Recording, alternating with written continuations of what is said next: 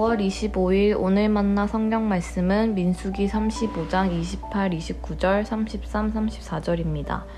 살인자는 반드시 대제사장이 죽을 때까지 도피성에 머물러 있어야 하고 대제사장이 죽은 다음에야 비로소 자기 소유지가 있는 땅으로 돌아갈 수 있다. 위에서 말한 율례는 너희가 어디에 가서 살든지 자자손손 모든 세대에 적용되는 율례이다. 너희가 사는 땅을 더럽히지 말아라. 피가 땅에 떨어지면 땅이 더러워진다. 피가 떨어진 땅은 피를 흘리게 한 그 살인자의 피가 아니고서는 깨끗하게 되지 않는다. 너희가 사는 땅 곧 내가 머물러 있는 이 땅을 더럽히지 말아라. 나 주가 이스라엘 자손과 더불어 함께 머물고 있다. 아멘. 오늘 만나로 만나주시는 하나님을 기대합니다. 민수기 35장 후반부의 말씀은 도피성 규정에 관해 계속해서 설명하는 내용입니다. 도피성은 고의성이 없는 잘못하여 사람을 죽인 사람을 보호하는 역할을 했습니다. 현대적인 용어로 과실치사를 저지른 사람을 피해자 측으로부터 보복을 당하지 않도록 한 것입니다. 그의 생명을 보호하고 그가 재판을 받을 수 있도록 하였습니다. 이는 하나님께서 억울한 죽음을 막고 공동체 구성원들 간의 피해 악순환을 막기 위한 조치라 할 수 있습니다. 그러나 고의성이 있다면 사형을 면할 수 없었습니다. 35장 30절부터는 살인자의 재판에 관한 세부적인 규정이 나옵니다. 고의적인 살인죄는 반드시 사형으로 징계해야 하지만 한 사람의 증언만으로는 사형을 판정할 수 없습니다. 또한 살인죄는 돈을 지불해서 그 죄값을 대신할 수 없습니다. 과실치사로 인한 오살자의 경우 대제사장의 죽음 외에는 그가 도피성을 나갈 방도는 없습니다. 그런데 왜 대제사장이 죽었는데 도피성 안에 있는 사람들이 자유를 얻고 자기 집으로 돌아갈 수 있는 것일까요? 이 규정은 어떤 의미일까요?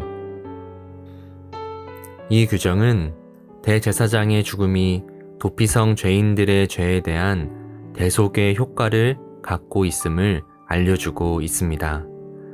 대제사장은 하나님 앞에서 이스라엘 백성 전체를 대신하는 사람이자 대표하는 사람입니다.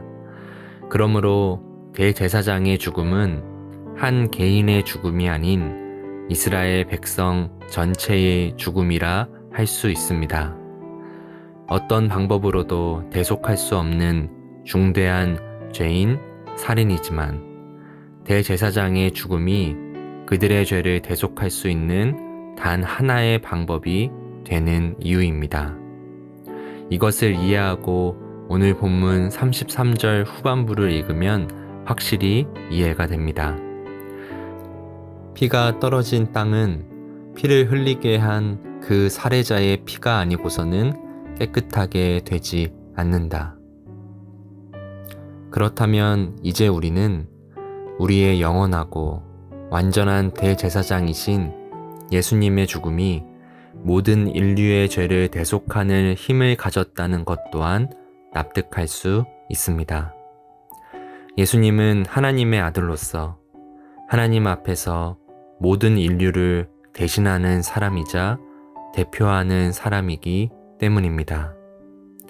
대제사장의 죽음으로 도피성에 구속되어 있던 모든 이가 자유를 얻는 것처럼 예수님의 죽음으로 죄와 죽음에 구속되어 있던 모든 이가 자유를 얻었습니다.